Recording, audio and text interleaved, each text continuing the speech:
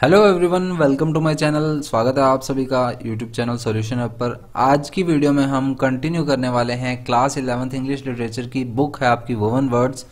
उसका जो फोर्थ वाला ऐसे है ट्राइबल वर्स।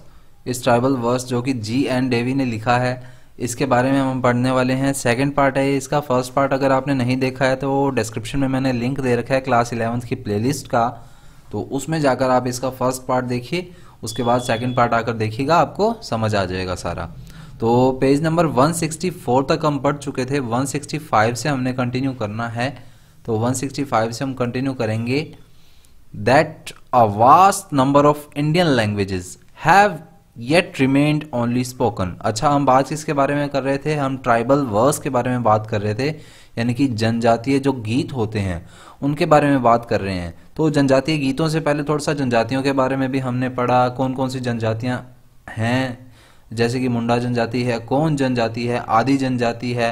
इन तीन के गीत के बारे में बात की थी हमने, और आगे इन तीनों के गीत आने वाले हैं और इन तीनों गीतों के बारे में भी थोड़ा वो डिस्क्रिप्शन जो है वो आने वाला है। तो चलिए देखते हैं अब। A vast number of Indian languages have yet remained only spoken, with the result that literary compositions in these languages are not considered literatures. अब इंडिया में यानी कि बहुत ही बड़ी गिनती में जो इंडियन लैंग्वेजेस हैं वो सिर्फ अभी तक बोली जाती हैं, और इसका क्या रिजल्ट निकल के आता है कि ये जो लैंग्वेजेस हैं इनकी ये जो भी लिटरेरी कंपोजिशंस हैं, जो भी साहित्यिक रचनाएं हैं, इन्हें लिटरेचर का दर्जा नहीं दिया गया है, यानी कि इन्हें लिटरेचर नहीं माना जाता। They are a feast for the folklorist, anthropologist and linguistic.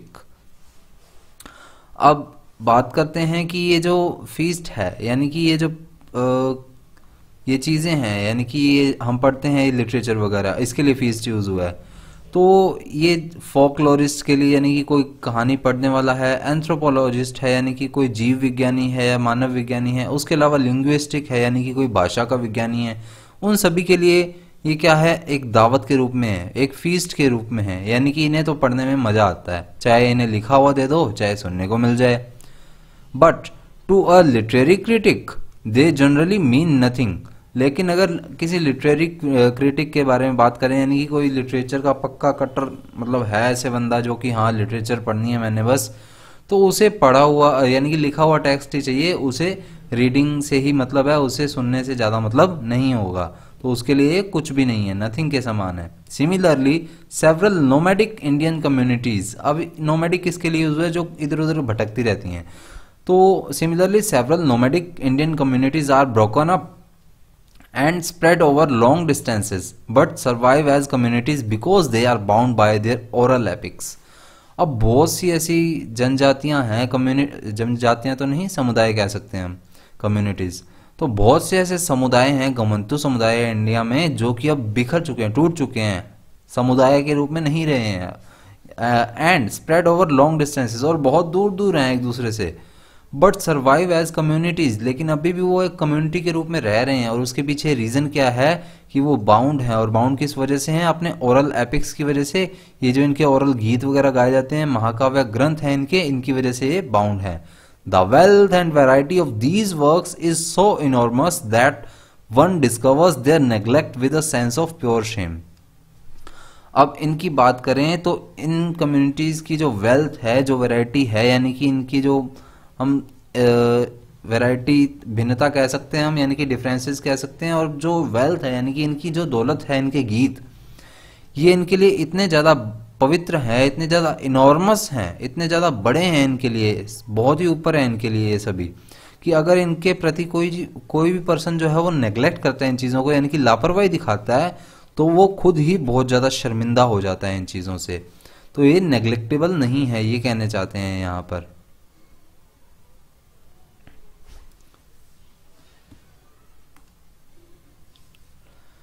Some of the songs and stories I heard for itinerant street singers, itinerant भी घुमंतु ही होता है। Some of the songs and, अब यहाँ पर I किसके लिए यूज हुआ है? ये खुद ऑथर के लिए यूज हुआ है। So some of the songs and stories I heard from itinerant street singers in my childhood are no longer available anywhere.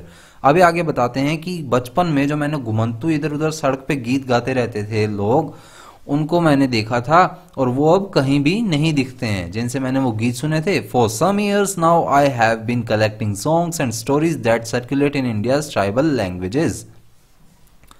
अब आगे बात करते हैं। अब काफ़ी सालों से मैं इस पर रिसर्च कर रहा हूँ, मैं इन गीतों को, इन कहानियों को इकट्ठा कर रहा हूँ, जो कि ये इंडिया की जो जितने भी ट्राइबल लैंग्वेजेस में हैं उन सभी को इकट्ठा कर रहा हूँ। And I continually overwhelmed by their number and their profound influence on the tribal communities.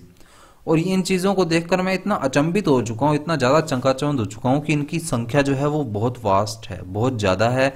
And their profound, और इनके जो समुदाय हैं वो भी इतने ज़्यादा है। तो इन सभी चीज़ों को देखकर मैं रेगुलरली देखता हूँ इनसे, तो इनसे काफ़ी ज़्यादा इन्फ्लुएंस हो चुका हूँ, काफ़ी ज़्यादा आकर्षित हो चुका हूँ। ये चीज़ आगे ये बताते हैं।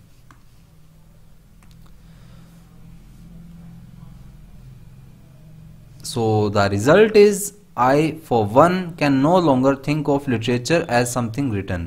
तो अब एक रिजल्ट ऐसा निकल कर आया है कि मेरे लिए तो भाई लिटरेचर जो है अब ऐसा नहीं है कि कुछ लिखा हुआ है तो वही लिटरेचर है। Of course I do not dispute the claim of writing compositions as text and text to the status of literature.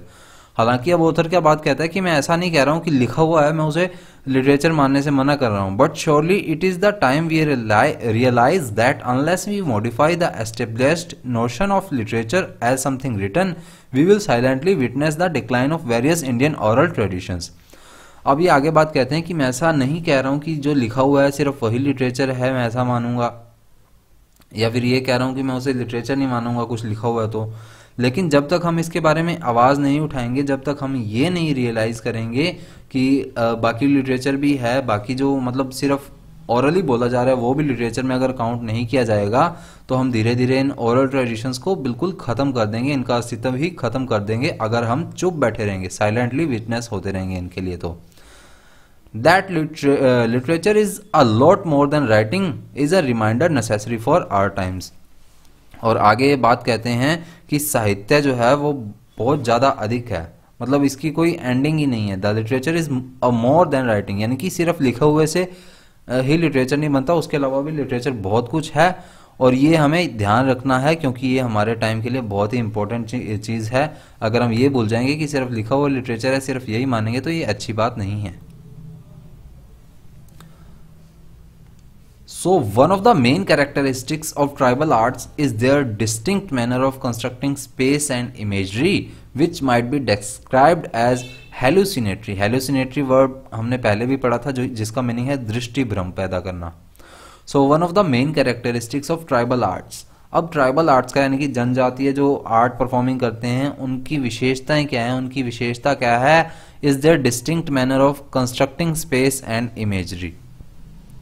तो अब ये जिस अलग से तरीके से, जिस अजीब से तरीके से ये कंस्ट्रक्ट करते हैं अपने स्पेस को और अपनी इमेजिनेशन को शो करते हैं, दिखाते हैं हमें, which might be described as hallucinatory. वो एक दृष्टि भ्रम ही पैदा करना होता है, यानी कि हम उसको रियल लाइफ के साथ ऐसे मैच करने लग जाते हैं तो हम भी उसके दृष्टि भ्रम में आ जाते हैं, हम भी ऐसा ही सोचने लग जाते हैं। In both oral and visual forms of representation. अब चाहे वो ओरली परफॉर्म कर रहे हैं, चाहे वीडियोग्राफी यानी कि कैसे परफॉर्म करके दिखा रहे हैं हमें अपने हाथों पैरों से, उनके रिप्रेजेंटेशन की उनके दिखाने के तरीके हैं अलग अलग। तो किसी भी तरीके से हम माने, tribal artist seem to interpret verbal और pictorial space as demarcated by an extremely flexible frame. अब चाहे वो परफॉर्म करने का चाहे ओरल वे ले लें या फिर विजुअल वे ले लें, दोनों में क्या होता है, जो ट्राइबल आर्टिस्ट होते हैं वो ऐसा शो करते हैं कि जैसे चाहे ओरली हो रहा है चाहे पिक्टोरियल वे में हो रहा है, यानी कि किसी पिक्चर को शो करते हुए वो इस प्रकार से परफॉर्म करते हैं कि हम उसे ही उस लिमिट को मानने लग जाते हैं। जैसे मान लीजिए कि वो एक इस तरह से परफॉर्म कर रहे हैं कि ये रामायण का सीन है, ये राम है, ये सीता है, ये रावण है, ऐसे कर परफॉर्म कर रहे हैं अपना। तो ये इस तरह से परफॉर्म करेंगे कि हम सच में मानने लग जाएंगे कि हाँ यही राम है, यही सीता है और यही रावण है। तो इस तरह से परफॉर्म करने का इनका अलग अलग फ्लेक्सिबल वे है, लचीला तरीका है काफ़ी ज़्यादा। ये फ्रेम को इस तरह से बिल्ड करते हैं कि हम उसे सच मानने लग जाते हैं। The boundaries between art and non art become almost invisible. अब जो आर्ट और नॉन आर्ट की बाउंड्रीज हैं वो लगभग ख़त्म सी हो गई हैं, गायब सी हो गई हैं। A tribal epic can begin it's narration from a trivial everyday event. अब जो जनजातीय एपिक होते हैं वो अपने नरेशन को यानी कि वो अपने जो भी इवेंट परफॉर्म करते हैं उसको इस तरह से कहीं से भी स्टार्ट कर सकते हैं, चाहे वो दिन के बीच के किसी भी इवेंट से स्टार्ट करें, वो उनको बेटर लगता है बस। यानी कि वो कहीं से भी स्टार्ट कर देते हैं, उनके लिए ये बाउंडेशन नहीं है कि हाँ शुरू से ही स्टार्ट करना है। Tribal paintings merge with living space as if the two were one and the same. और जो ट्राइबल जनजातियों की जो पेंटिंग्स हैं, पेंटिंग्स के थ्रू ये जो परफॉर्म करते हैं तो वो इस तरह से परफॉर्म करते हैं जैसे वो लिविंग स्पेस को ही शो कर रहे हैं, यानी कि किसी स्थान को जो कि सच में है उसे ही शो कर रहे हैं। और वो दोनों एक से ही हैं। मान लो कि ये पेंटिंग में एक स्थान दिखा रहे हैं, एक प्लेस दिखा रहे हैं, और हम उसे सच मानते हैं कि हाँ ये स्थान सच में है, और हम उसे अपने माइंड में ऐसे बिल्डअप करने लग जाते हैं और ऐसा सोचने लग जाते हैं कि हाँ ये दोनों स्थान जो हैं ये एक ही हैं, ऐसा हम समझने लग जाते हैं। And within the narrative itself और within the painted imagery there is no deliberate attempt to follow a sequence. और ये ऐसा बाउंड भी नहीं कर रहे हैं, चाहे इनकी ये जो नरेटिव थिंग्स होती हैं या फिर ये जो पेंटिंग करके कुछ परफॉर्म करते हैं, यानी कि पेंटिंग के थ्रू कुछ दिखाते हैं, तो इनकी ऐसी कोई डेलिबरेट अटेम्प्ट नहीं है, यानी कि ये हमारे ऊपर कुछ थोप नहीं रहे हैं इस बात को कि हाँ हमारी बात को मानो ही मानो, ऐसा है कुछ धक्का नहीं कर रहे हैं। The episodes retold the images created take on apparently chaotic spaces of dreams. Okay, the episodes retold and the, अच्छा तो इनके जो एपिसोड्स हैं जो दोबारा परफॉर्म किए जाते हैं, यानी कि जो कहानियों को दोबारा सुनाते हैं, या फिर ये जो इमेजेस यानी कि जो अपनी छवियाँ सी हैं वो बनाते हैं, तो वो चीज़ क्या परफॉर्म करती है, images created take on apparently chaotic space of dreams. तो वो इस तरह से परफॉर्म करते हैं कि हम उन्हें अपने सपनों में ही बुनने लग जाते हैं, हमारे मन में ऐसे ख्याल आने लग जाते हैं कि ये हाँ ऐसे होगा, ये कहानी इन्होंने ऐसे बताई है, तो हमारे दिमाग में वो कहानी ऐसे घूमने रिवॉल्व करने लग जाएगी कि हाँ ऐसे ऐसे करके ऐसे हुआ था। तो ये सारी चीज़ें इस तरह से परफॉर्म करने का इनका तरीका होता है। इन अ ट्राइबल रामायण, अब ये ट्राइबल रामायण की बात करें, यानी कि जनजातियों में जो रामायण ये परफॉर्म करते हैं, an episode from the Mahabharata makes a sudden.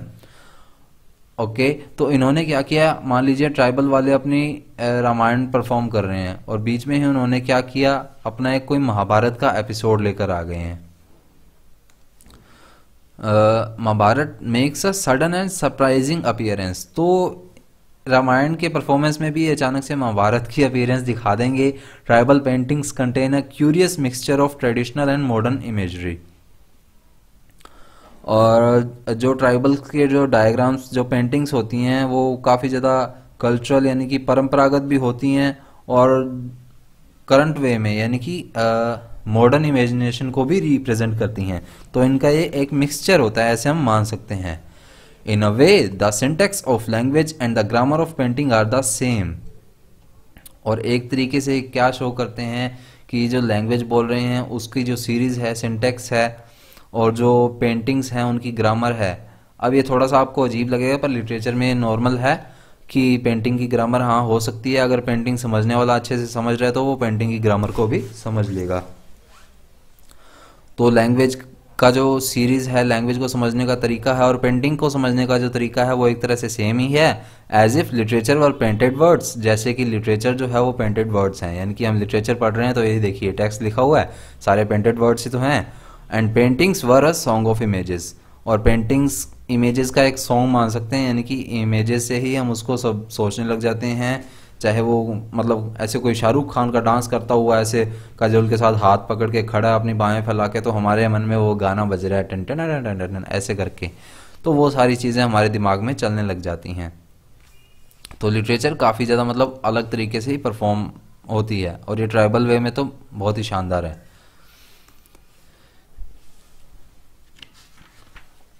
Okay, yet it is not safe to assume that the tribal arts do not employ any ordering principles. अब ये मानना तो बिल्कुल गलत है कि ट्राइबल आर्ट्स वाले यानी कि जो ट्राइबल जनजातियों को परफॉर्म करते हैं जनजातियों के लिए, वो अपने प्रिंसिपल्स को, अपने रूल्स को फॉलो नहीं करते हैं। ऑन द कंट्रेरी, इसके विपरीत क्या होता है, the ordering principles are very strict, उनके जो नियम होते हैं ना वो काफ़ी ज़्यादा स्ट्रिक्ट होते हैं। The most important among these is convention, और इनके लिए जो सबसे ज़्यादा इम्पोर्टेंट वो होता है वो क्या है, कन्वेंशन। इनकी जो परंपरा है वो इनके लिए सर्वोच्च है, सबसे ऊपर है।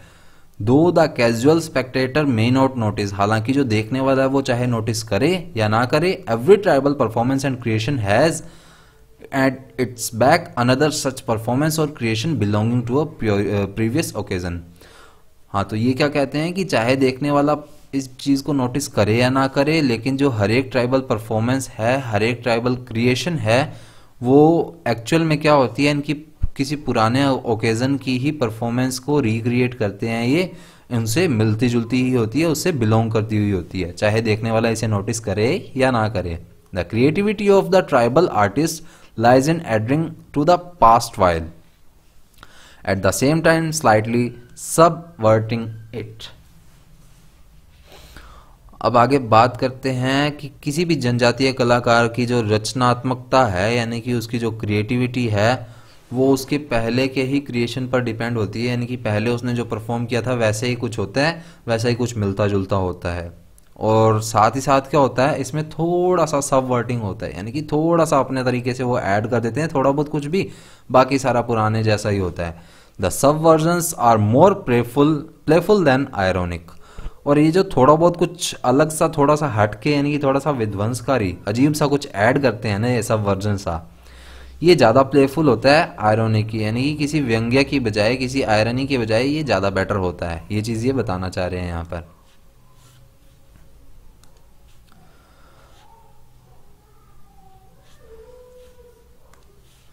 Indeed, playfulness is the soul of tribal arts। अब बात करते हैं कि वास्तव में जो है जनजातियों की जो कलाएं होती हैं उनमें चंचलता, उनमें प्लेफुलनेस बहुत ही ज़्यादा उनकी एक आत्मा के रूप में होती है, यानी कि चंचलता वो दिखाते हैं। दो oral and pictorial tribal art creations are intimately related to rituals. हालांकि इनके चाहे ओरल है चाहे पिक्टोरियल, यानी कि कोई डायग्राम से, कुछ पेंटिंग वगैरह से परफॉर्म कर रहे हैं अपने क्रिएशंस को, वो किसी न किसी तरह इनके रिचुअल से, इनके रीति रिवाज से, इनकी परंपरा से जुड़े हुए ही होते हैं। The sacred can never be left out. इनकी जो पवित्रता है वो भी कभी ये नहीं छोड़ते। The tribal arts rarely assume a serious और प्रिटेंशियस टोन। और बहुत ही रेयर चांस होता है कि ये जो जनजाति वाली जो क्रिएशंस होती हैं, आर्ट्स होती हैं, ये सीरियस वे में या प्रिटेंशियस वे में, यानी कि गंभीर रूप से या फिर आडंबरी रूप लेती हूँ, यानी कि कभी ये सीरियस नेचर में हो, ऐसा रेयर चांस में होता है। The artist rarely plays the role of the creator. अब जो आर्टिस्ट होता है वो रेयर चांस में होता है कि किसी क्रिएटर का, यानी कि किसी रचना करने वाले का रोल प्ले कर रहा हो। Listening to tribal epics can be great fun as even the heroes are not separate the occasional shock of the artist humour. अब किसी भी ट्राइबल एपिक को सुन रहे हैं हम, यानी कि जनजाति के जो ग्रंथ हैं उसको सुन रहे हैं हम, तो वो बहुत ही एक फनी चीज़ होती है। क्यों होती है? क्योंकि इसमें हीरो हो चाहे विलन हो, विलन का तो मजाक उड़ता ही उड़ता है हर एक मूवी में, पता ही है हमें, लेकिन इनके जो हीरोज होते हैं ना, उन्हें भी किसी भी ह्यूमर से, किसी भी ऐसे मतलब हंसाने वाली चीज़ से नहीं छोड़ा जाता है, इनका भी कहीं ना कहीं मजाक बना ही दिया जाता है। One reason for this unique mixture of the sacred and the ordinary may be that tribal works of art are not created specially for sale। बहुत ही अच्छी लाइन है ये, चाहे ट्राइबल वर्क के लिए कह लें या किसी भी वर्क के लिए कह लें, ड्रामा के लिए मेनली बात करते हैं इसके लिए। तो एक reason, one reason for this unique mixture of the sacred and ordinary may be that, तो इनकी जो पवित्रता और साधारण रूप से जो परफॉर्म करते हैं, इसका ये जो मिक्सचर है ये क्या शो करता है हमें, that the tribal works of art are not created specially for sale. कि इनका जो ये जो जनजाति वाला काम होता है इनका, ये जो परफॉर्मिंग करते हैं, आर्ट परफॉर्मिंग, ये किसी भी सेल के लिए, यानी कि सेल पर्पज से नहीं क्रिएट करते हैं, ये सिर्फ अपने फन के लिए, अपने सेल्फ सेटिस्फेक्शन के लिए क्रिएट करते हैं। Artist do not expect a certain amount of patronage from the community. अब इनके जो आर्टिस्ट होते हैं ये भी ऐसा नहीं मानते हैं कि हाँ मेरे को पैट्रोनेज दी जाए, मेरे को ही प्रायिकता दी जाए, मैं ही सबसे ऊपर माना जाऊं। Like artist do expect a certain amount of patronage from the community. हाँ, इनके जो आर्टिस्ट होते हैं, आर्टिस्ट तो कोई भी हो, वो यही चाहता है कि हाँ मैं भी कभी ऊपर उठ कर आऊँ, कभी मेरा भी नाम हो। Like artist in any other context, चाहे किसी भी फील्ड में हो, हर एक आर्टिस्ट को यही उम्मीद रहती है कि हाँ मेरी जो परफॉर्मेंस है ये अच्छी जाए और मेरा इससे नाम बने। But since those performing rituals are very often artist themselves, लेकिन ये जो परफॉर्म करने वाले होते हैं ये किसको परफॉर्म कर रहे होते हैं? पहली बात तो अपने रिचुअल्स को, अपने रीति रिवाज, अपनी परंपरा को परफॉर्म कर रहे होते हैं। और ये परफॉर्म कौन करता है? ये खुद आर्टिस्ट ही करते हैं। There is no element of competition in the patron artist relationship. तो इनमें ऐसा कुछ भी नहीं रहता कि हाँ इसको इस रोल के लिए आगे किया है, मेरे को दूसरा रोल दे दिया छोटे वाला, तो ऐसा इनमें कोई भेदभाव वाला टेंशन नहीं रहती है, कंपटीशन वाली कोई बात नहीं रहती है। ये अपने रिचुअल को परफॉर्म कर रहे हैं, ये इनके लिए सबसे ऊपर होता है। The tribal arts are therefore relaxed, never tense. और ये जो ट्राइबल आर्ट्स वाले होते हैं, जो जनजाति की कलाओं वाले होते हैं, ये बहुत ही ज़्यादा ऐसे रिलैक्स वे में रहते हैं, कोई ज़्यादा इतनी टेंशन नहीं लेते हैं, इतना ज़्यादा मतलब टेंस्ड नहीं होते हैं। One question invariably asked about the tribal arts is whether they are static, frozen in tradition और डायनेमिक। अब एक सवाल जो कि हमेशा ये आता है कि आदिवासी जो होते हैं, ट्राइबल्स वाले होते हैं, ये जो परफॉर्म करने वाले, क्या ये स्थिर होते हैं, क्या ये स्टैटिक होते हैं, या फिर ये फ्रोजन होते हैं ट्रेडिशन में, यानी कि अपनी परंपरा में बंधे हुए होते हैं, या फिर गतिशील होते हैं? ये क्वेश्चन हमेशा ही उठकर आता है सामने।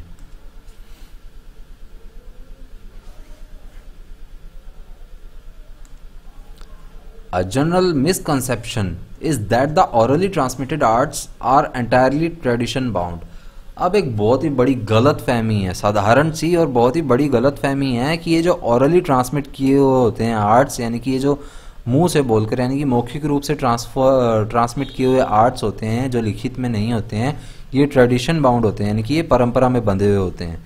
With little scope for individual experimentation beyond the small freedom to distort the previously created text. और इनमें एक छोटी सी बस ऐसी भावना होती है कि हाँ थोड़ा बहुत एक्सपेरिमेंट कर लो अपना, थोड़ा बहुत कुछ भी इसमें पहले से लिखे हुए में अपना ऐड कर लो। The misconception arises from the habit of seeing art only with reference to the text, but the tribal arts involve not just text but performance and audience reception. Reception यानी कि ग्रहण करना।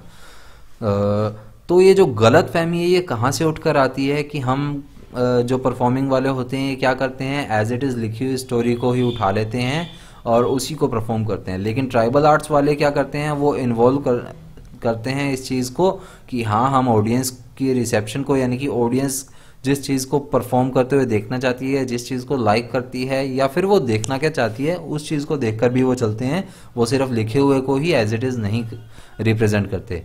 Experimentation in the tribal arts can be understood only when they are approached as performing arts. अब tribal arts में, यानी कि जनजाति या आदिवासियों की जो एक्सपेरिमेंटेशन होती है उसे तभी समझा जा सकता है जबकि वो आर्ट्स को, यानी कि उन कलाओं को खुद ही परफॉर्म कर रहे होते हैं। Now non-tribals usually fail to notice that all of India's tribal communities are basically bilingual. और जो गैर जनजातीय समुदाय हैं वो ऐसा समझने में हमेशा फेल हो जाते हैं कि जो इंडिया की जितनी भी ट्राइबल कम्युनिटीज़ हैं ये बायलिंगुअल है, ये द्विभाषी है। हमने मुंडा जनजाति के बारे में जाना, उसके अलावा कोंद जनजाति के बारे में जाना था, और उसके अलावा आदि जनजाति के बारे में भी जाना। तो इन सभी के लिए एक बात आई थी कि ये सारी की सारी क्या है, बायलिंगुअल हैं, द्विभाषी हैं। तो द्विभाषी हैं, ये बात अब सभी इंडियन ट्राइबल कम्युनिटीज के लिए यहां पर बोल दी गई है। Now all bilingual communities have an innate capacity to assimilate outside. Okay, all tribal communities have an innate capacity to assimilate outside influences, and in this case a highly evolved mechanism for responding to the non-tribal world. अब ये क्या बात करते हैं कि जितने भी bilingual वाले कम्युनिटीज़ हैं वो सभी क्या करती हैं, ये एक तो इनकी ये जो बायलिंगुअल वाली जो कैपेसिटी होती है ये जन्मजात होती है। इननेट यानी कि जन्मजात, तो ये जन्मजात होती है। और साथ ही साथ क्या कहते हैं, ये इजीली एजिमुलेट कर सकते हैं, यानी कि इजीली समा सकते हैं अपने शरीर में इस चीज़ को आउटसाइड इन्फ्लुएंसेस, यानी कि जो बाहरी वातावरण का प्रभाव है इसको अपने अंदर इजीली समावेश कर सकते हैं इसका। And in this case a highly evolve mechanism for you responding to the non tribal word. और अगर इनके सामने नॉन ट्राइबल वर्ड को रिस्पॉन्ड करने की बात आती है तो इनके पास एक बहुत बड़ा तंत्र होता है, एक बहुत बड़ा मैकेनिज्म होता है इस चीज़ को रिस्पॉन्ड करने के लिए, यानी कि ये बहुत ही बड़ी गहन क्षमता रखते हैं रिस्पॉन्ड करने के लिए नॉन ट्राइबल वर्ड को। The tribal oral stories and songs employ bilingualism in such a complex manner that a linguistic who is not alert to this complexity is in danger of dismissing the tribal languages altogether as dialects of India's major tongues।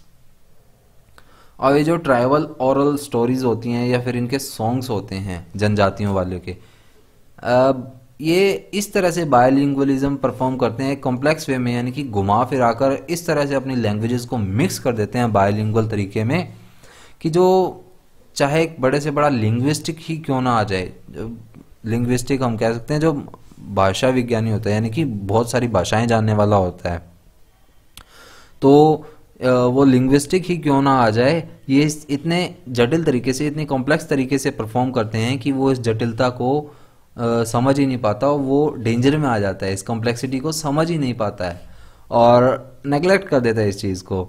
और easily फिर वो क्या करता है, जो जनजाति भाषा है उसी को ही इंडिया की जो मेजर लैंग्वेजेस हैं उसकी बोली समझने लग जाता है, यानी कि वो ऐसा समझता है कि ये जो इंडिया की लैंग्वेजेस हैं उसी की एक बोली है, उसी का ही एक पार्ट है, हालांकि ट्राइबल लैंग्वेजेस अलग वे में रिप्रेजेंट की जा रही हैं यहाँ पर।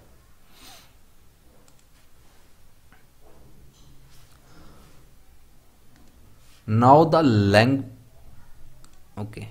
language into which the works have been translated English। अब उस लैंग्वेज की बात हो रही है जिसमें कि ये जो सारा काम है ये ट्रांसलेट किया जाता है, इंग्लिश की बात हो रही है। कैरीज मैसिव कॉलोनियल बैगेज, यानी कि एक बहुत ही बड़ा कॉलोनियल प्रभाव, यानी कि अलग अलग जगह का जो इफेक्ट है वो लेकर आती है अपने साथ में English. When the works of contemporary Indian writers who inherit a multilingual tradition several thousands years old were classified as new literature, Western academies had no idea how comical this classification looked to the literary community in India। अब बात करते हैं contemporary Indian writers की, यानी कि Indian writers के समकालीन जो भी थे, समकालीन इंडियन राइटर्स थे, यानी कि जब इंडियन राइटर्स थे उसके समकालीन जो भी राइटर्स थे उनकी बात हो रही है। Who inherit a multilingual tradition several years old, यानी कि ये जो बहुत ही साल पहले जो हमारे ट्रेडिशन चल रहा था वो उन्होंने अभी अभी उसके बारे में जाना है। वर क्लासिफाइड एज न्यू लिटरेचर, और उन्होंने उसको क्या कर दिया, एक न्यू लिटरेचर की संज्ञा दे दी। तो आगे क्या करते हैं वो, western academics has no idea. अब यहाँ पर बात हो रही है अकेडमिक्स की, वेस्टर्न अकेडमिक्स यानी कि जो पश्चिम में वेस्ट साइड के अकेडमिक्स हैं, लिटरेचर वाले हैं, उनको इस चीज़ का कोई आइडिया नहीं है कि इंडिया में अगर इसका क्लासिफिकेशन करेंगे, इंडिया में इसको अगर रिप्रेजेंट करेंगे, उनके पुराने अभी ये बात आई कि हमारे इंडिया के ही सेवरल थाउजेंड ईयर्स हो, हज़ारों साल पुराने ट्रेडिशन को ये क्या कर रहे हैं, न्यू लिटरेचर का नाम दे रहे हैं और उसी को फिर क्लासिफिकेशन करके इंग्लिश में ट्रांसलेट करके और रिप्रेजेंट करेंगे इंडिया की कम्युनिटीज़ में। तो ये इनके लिए क्या है, काफ़ी ज़्यादा कॉमिकल बन जाएगा, लोग इस पर हंसेंगे। Hence it is necessary to assert that the literature of the Adivasis is not a new movement और fresh trend in the field of literature. अब यहाँ पर बात आती है कि ये जो आदिवासियों का जो लिटरेचर है ये कोई नया आंदोलन नहीं है, कोई नई मूवमेंट नहीं है, ये पहले से ही प्रचलन में था, ये कोई नया मूवमेंट नहीं है, या साहित्य के क्षेत्र में कोई भी नया रिवाज नहीं है लिटरेचर में आदिवासियों की जो भी लिटरेचर ऐड कर रहे हैं। लेकिन क्या है, आदिवासियों के इस लिटरेचर के बारे में काफ़ी लोगों को, most people have simply been unaware of its existence, यानी कि आदिवासियों के इस लैंग्वेजेस को या ट्रेंड को काफ़ी हद तक जनता जानती नहीं है। And that is not the fault of the tribal themselves, और इसमें आदिवासियों का कोई फॉल्ट नहीं है कि उनके जो यानी कि जनजातियों की इस ट्रेडिशन को और लोग नहीं जानते हैं, तो जो इंग्लिश वाले हैं वो उसको ट्रांसलेट करके रिप्रेजेंट कर रहे हैं। तो ये कोई नया प्रचलन नहीं है, हालांकि ये आदिवासियों का कोई नया आंदोलन नहीं है, ये पहले से ही इनके पास था, लेकिन कई लोग इसको नया बनाकर ऐसे रिप्रेजेंट करने की कोशिश कर रहे हैं। तो इसमें आदिवासियों की तो कोई गलती नहीं है, वो तो अपना काम कर ही रहे हैं। What might be new is the present attempt to see imaginative expression in tribal languages not as folklore but as literature. Good. And to hear tribal speech not as dialect but as a language.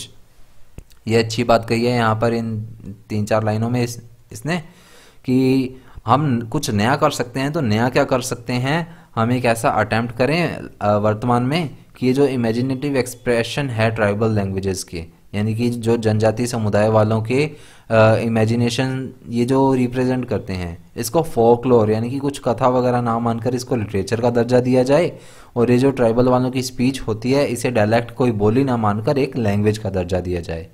This attitude may be somewhat unconventional. हालांकि अब क्या कह रहे हैं कि ये कुछ हद तक जो है वो गैर रिवाजी हो सकता है, अनकन्वेंशनल हो सकता है, but until we recall the scripts themselves are relatively new. लेकिन ये गैर रिवाजी अनकन्वेंशनल कब तक होगा, जब तक हम इस बात को याद नहीं करते कि ये जो जितनी भी स्क्रिप्ट्स हैं ये स्वयं ही नहीं है, मतलब अपने आप में नहीं है। And that the printing of literary text goes no further back than a few centuries. और अभी हम इनकी बात कर रहे हैं कि बोलियों को लिटरेचर का दर्जा दिया जाए, तो लिटरेचर भी इतना कोई ज़्यादा नया नहीं है, इसे भी कुछ सेंचुरीज पहले ही प्रिंटेड टेक्स्ट में लाया गया है, उससे पहले इसको भी कोई इतना ध्यान नहीं देता था। In comparison with creative experiments with the human ability.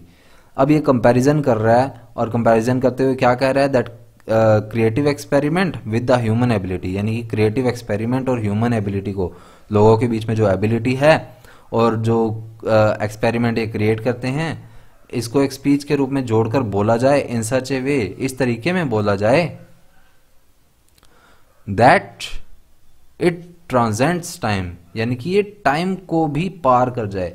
यानी कि अगर हम ह्यूमन एक्टिविटीज़ को और क्रिएटिव माइंड को एक साथ ऐड करके और अच्छे से एक्सप्लेन करेंगे तो वो काफ़ी ज़्यादा बड़े ओहदे पर चला जाएगा, यानी कि ये भी समय से आगे निकल जाएगा। जितनी जल्दी लिटरेचर ने ग्रो किया है उससे ज़्यादा जल्दी बाकी चीज़ें ग्रो कर जाएंगी। In fact every written piece of literature contains substantial layers of ओरेलिटी।